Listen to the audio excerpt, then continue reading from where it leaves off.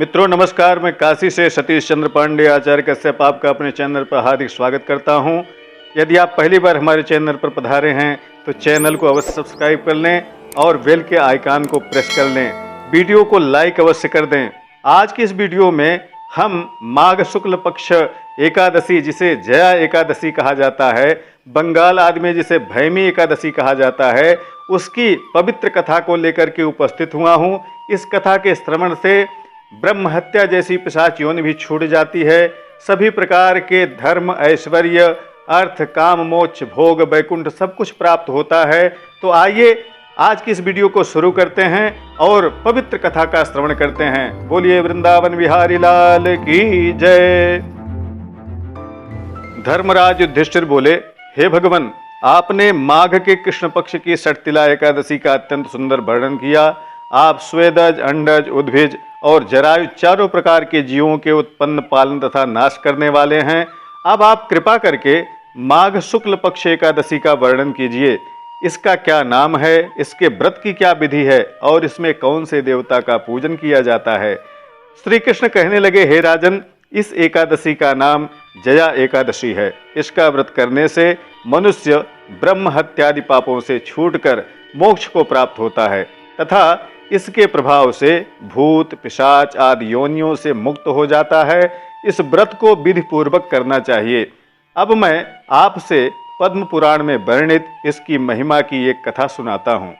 देवराज इंद्र स्वर्ग में राज करते थे और अन्य सब देवगण सुखपूर्वक स्वर्ग में रहते थे। एक समय इंद्र अपनी इच्छा अनुसार नंदन वन में अप्सराओं के साथ विहार कर रहे थे और गंधर्व लोग अपना गायन कर रहे थे। उन गंधर्वों में जो सबसे प्रसिद्ध गंधर्व पुष्पदंत थे, उनकी कन्या पुष्पवती और चित्रसेन तथा उसकी स्त्री मालिनी भी वहां पर उपस्थित थे।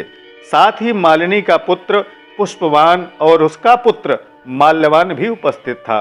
पुष्पवती गंधर्व कन्या माल्यवान को देखकर उस पर मोहित हो गई और माल्यवान पर काम बाण चलाने लगी। उसने अपने रूप, लावण्य और हाव भाव से माल्यवान को वश में कर लिया। हे राजन, वह पुष्पवती अत्यंत सुंदर थी। अब वह इंद्र को प्रसन्न करने के लिए गान करने लगे, परंतु परस्पर मोहित हो जाने के कारण उनका चित्त भ्रमित हो गया था। इनके ठीक प्रकार से न नाचे तथा स्वर ताल ठीक नहीं होने से इंद्र इनके प्रेम को समझ गए और उन्होंने इसमें अपना अपमान समझकर उनको श्राप दे दिया। इंद्र ने कहा, हे मूर्खों, तुमने मेरी आज्ञा का उल्लंघन किया है, इसलिए तुम्हारा धिक्कार है। अब तुम दोनों स्त्री पुरुष के रूप में मृत्युलोक में जाकर पिशाच रूप धारण करोगे और अपने किए हुए कर्म को भोगोगे। इंद्र का ऐसा शाप सुनकर वह अत्यंत दुखी हुए और हिमालय पर्वत पर दुख पूर्वक अपना जीवन व्यतीत करने लगे। उन्हें गंध, रस तथा स्पर्श आदि का कुछ भी ज्ञान नहीं था। वहां उनको महान दुख मिल रहे थे। उन्हें एक क्षण के लिए भी निद्रा नहीं आती थी। उस जगह पर बहुत ठंडी पड़ रही थी। उस ठंडी की वजह से उनके दांत बजते रहते थे। एक दिन पिशाच ने अपनी स्त्री से कहा कि पिछले जन्म में हमने ऐसे कौन से पाप किए थे जिससे हमको यह दुखदायी पिशाच योनि प्राप्त हुई। इस पिशाच योनि से तो नरक के दुख सहना ही उत्तम है, अतः हमें किसी प्रकार का पाप नहीं करना चाहिए। इस प्रकार विचार करते हुए वे दोनों अपना जीवन व्यतीत करने लगे। दैव योग से माघ मास में शुक्ल पक्ष की जया नामक एकादशी आई। उस दिन उन्होंने कुछ भी भोजन नहीं किया और न ही कोई पाप कर्म किया। केवल फल फूल खाकर ही वे दिन व्यतीत कर गए। सायंकाल के समय महान दुख से पीपल के वृक्ष के नीचे बैठ गए। उस समय सूर्य भगवान अस्त हो रहे थे। उस रात को अत्यंत ठंड थी। इस कारण वे दोनों शीत के मारे अति दुखित होकर मृतक के समान आपस में चिपटे हुए पड़े रहे। उस रात्रि को उनको निद्रा भी नहीं आई। हे राजन, जया एकादशी के उपवास और रात्रि के जागरण से दूसरे दिन सुबह होते ही उनकी पिशाच योनि छूट गई। अत्यंत सुंदर गंधर्व और अप्सरा की देह धारण कर सुंदर वस्त्राभूषणों से अलंकृत होकर उन्होंने स्वर्गलोक को प्रस्थान किया। उस समय आकाश में देवता उनकी स्तुति करते हुए पुष्प वर्षा करने लगे। स्वर्गलोक में जाकर इन दोनों ने देवराज इंद्र को प्रणाम किया। इंद्र इनको पहले रूप में देखकर अत्यंत आश्चर्यचकित हुआ और पूछने लगा कि तुमने अपनी पिशाच योनि से किस तरह छुटकारा पाया, सब कुछ बतलाओ। माल्यवान बोले, हे देवेंद्र, भगवान विष्णु की कृपा और जया एकादशी के व्रत के प्रभाव से ही हमारी पिशाच देह छूटी है। तब इंद्र बोले, हे माल्यवान, भगवान की कृपा और एकादशी का व्रत करने से न केवल तुम्हारी पिशाच योनि छूट गई, वरन हम लोगों के भी तुम बंदनी हो गए।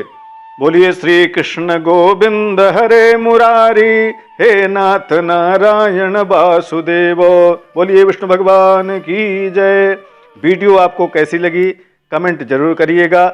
इसके बाद आप कौन सी वीडियो देखना चाहते हैं हमें अवश्य बतलाइएगा। किसी भी तरह के व्रत अनुष्ठान, यज्ञ, यंत्र, मंत्र, तंत्र, वास्तु, ग्रह शांति, कुंडली, ज्योतिष के लिए आप हमसे व्हाट्सएप पर भी जुड़ सकते हैं, व्हाट्सएप पर भी मैसेज कर सकते हैं, वो भी बिल्कुल मुफ्त। व्हाट्सएप नंबर आपको स्क्रीन पर तथा इस वीडियो के डिस्क्रिप्शन में मिल जाएगा। वीडियो को लाइक करना मत भूलिएगा। जरूरतमंदों को आप इसे शेयर भी कर सकते हैं, इससे आपको पुण्य लाभ भी होगा। अन्य सोशल साइट्स पर भी आप हमसे जुड़ सकते हैं, सबकी लिंक आपको इस वीडियो के डिस्क्रिप्शन में मिल जाएगी। इसी के साथ विदा लेता हूँ। नमस्कार, जय विश्वनाथ।